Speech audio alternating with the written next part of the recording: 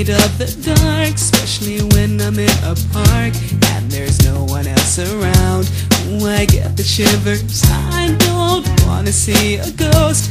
It's a sight that I fear most. I'd rather have a piece of toast, watch the evening news. Life, oh life, oh life, oh life.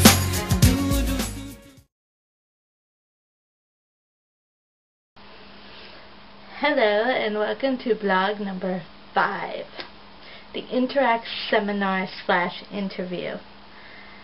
I'll break it down by what I did throughout the day, and then when we get to the video demo, I will discuss each task overall, like some mistakes I might have seen, some mistakes I might have made, things like that. So let's start off the day. So I woke up early, practiced a couple of times and got ready. I woke up like at 5:30 or 5:45 in the morning. Practiced, left about 8, got there half hour, 40 minutes later, and it was kind of interesting.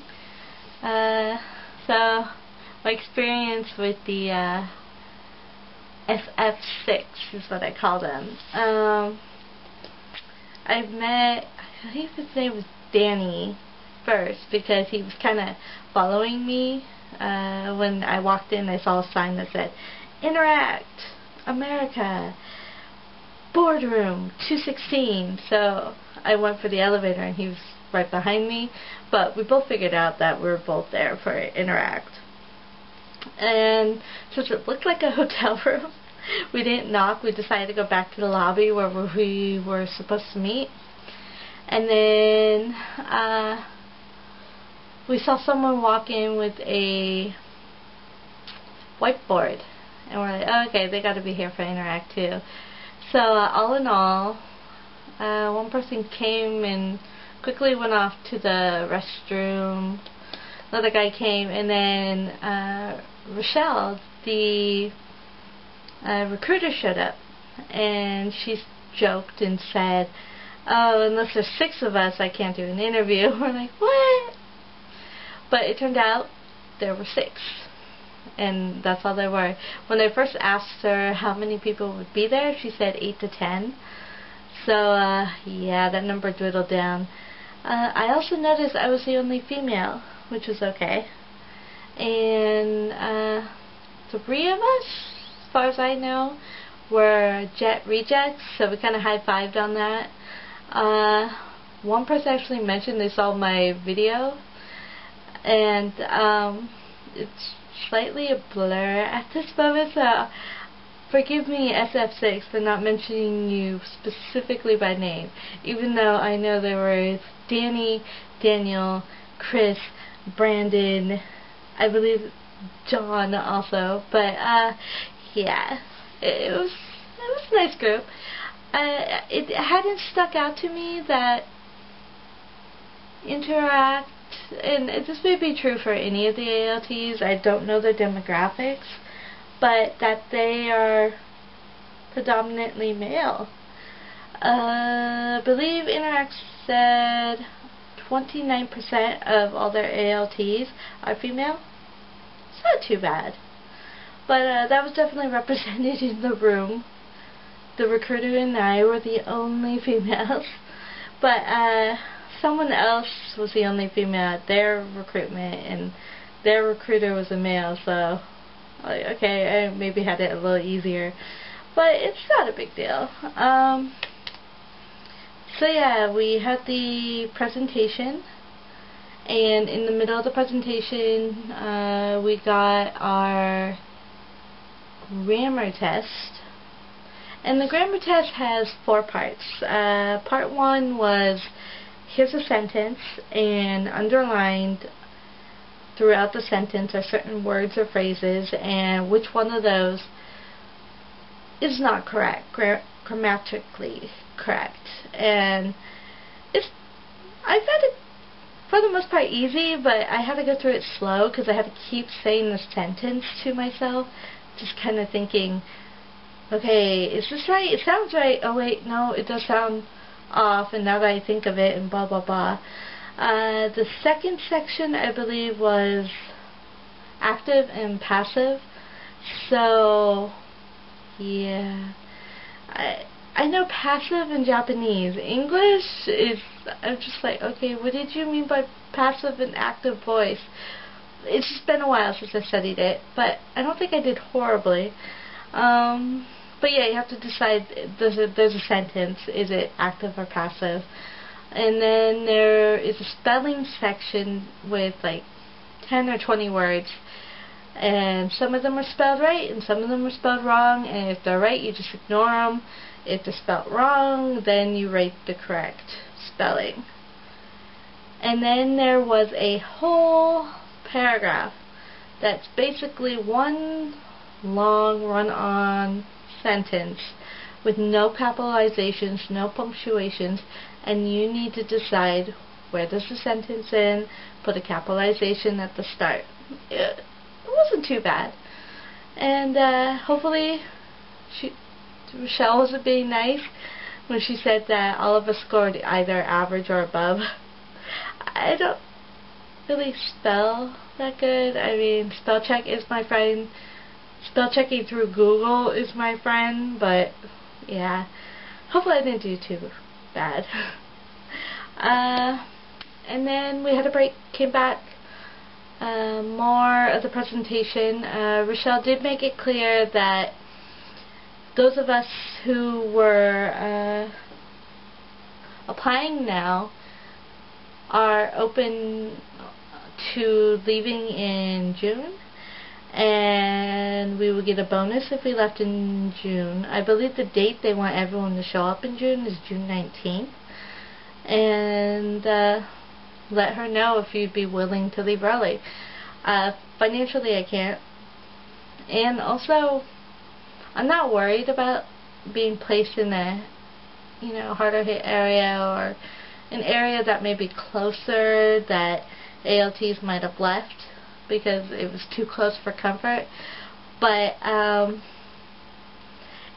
it's just nice to give some time for there to be some stability and whatnot. But if you did leave in June, you would be placed in an area that is in need, which a lot of that would be areas near like Fukushima, but outside the evacuation, or up in Miyagi where they weren't hit by the tsunami. So, but things like that. And I like the idea of joining in and doing that to bring some sort of stable, normal life back to the kids, but I just can't really do it.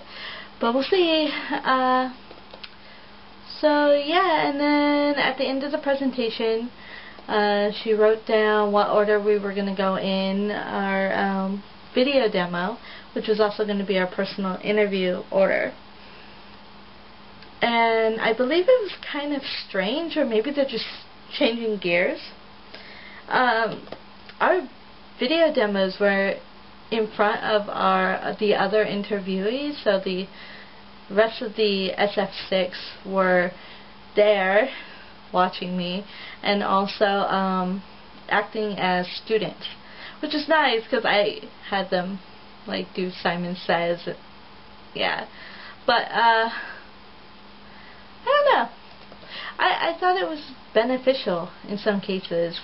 I mean, it's nice to be able to script it, and like my first thought on something, there was in the dialogue we had to do both bought and buy.